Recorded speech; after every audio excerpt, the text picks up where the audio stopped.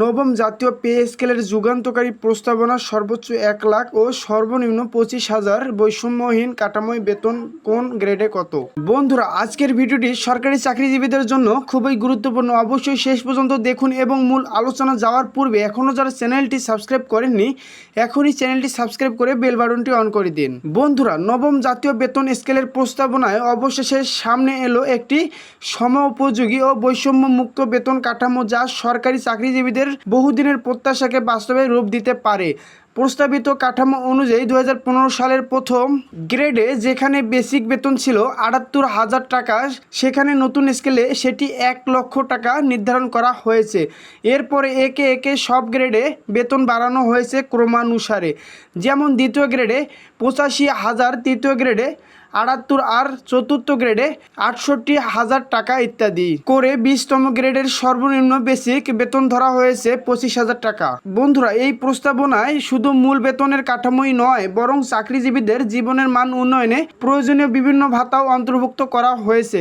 সময়োপযোগী বার্ষিক ৫% ইনক্রিমেন্ট, পাশাপাশি প্রস্তাবে রয়েছে চিকিৎসা, শিক্ষা, টিফিন ও যাতায়াত ভাতা অন্তর্ভুক্তির সুস্পষ্ট নির্দেশনা, যা আগের যে কোনো পে স্কেল থেকে এই প্রস্তাবনাকে আলাদা করে তোলে। বন্ধুরা, সরকার যদি এই প্রস্তাবনা অনুসারে নবম জাতীয় পে স্কেল বাস্তবায়ন করে, তাহলে 2026 সাল থেকে এটি কার্যকর হতে পারে এবং তা সরকারি কর্মচারীদের জন্য একটি ঐতিহাসিক প্রাপ্তি হয়ে উঠবে।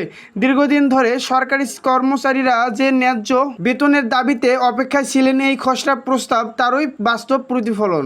বন্ধুরা, সরকারি কর্মচারী ফেডারেশন, সচিবালয়, কার্ক অ্যাসোসিয়েশন সহ বিভিন্ন সংগঠন 50% মহার্ঘ ভাতার দাবি জানিয়ে আসছিল।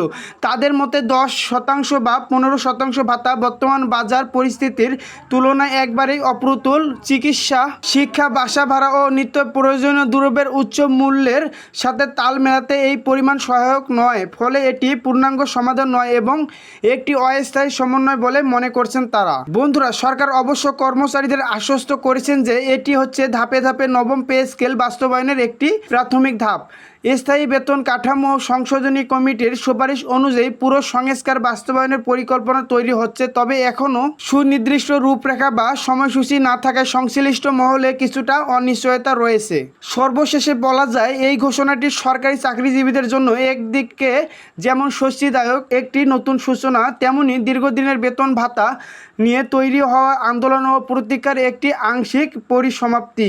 পুরো সংস্কার কার্যক্রম না হওয়া পর্যন্ত কর্মচারী মহলে চাপ ও দাবি অব্যাহত থাকবে বলেই ধারণা করা হচ্ছে। তবুও এই পরিবর্তনটি একটি যুগান্তকারী পদক্ষেপ বা ইতিহাসে নবম জাতীয় পে স্কেল ও বিশেষ ভাতার যুগে প্রবেশের সুযোগ হয়ে থাকবে। বন্ধুরা, ভিডিওটির এই পর্যায়ে এখন পর্যন্ত যারা চ্যানেলটি সাবস্ক্রাইব করেনি অবশ্যই চ্যানেলটি সাবস্ক্রাইব করে রাখুন, পরবর্তীতে মহার্ঘ ভাতা ও নবম জাতীয় বেতন স্কেলের সর্বশেষ আপডেটগুলো সবার আগে পেতে।